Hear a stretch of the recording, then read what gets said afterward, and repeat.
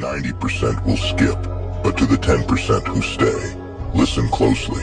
Don't leave anything for later, because later the coffee gets cold. Later you lose interest. Later the day turns into night. Later people grow. Later people grow old. Later life goes by. Later you regret not doing something, and you had a chance. So stop waiting for the perfect moment that may never come. Do it today, and do it now, because life is happening right now.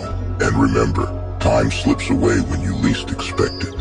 If you are not following, you are probably never going to see us again. But if you are, then congrats. You are on a journey of continuous growth.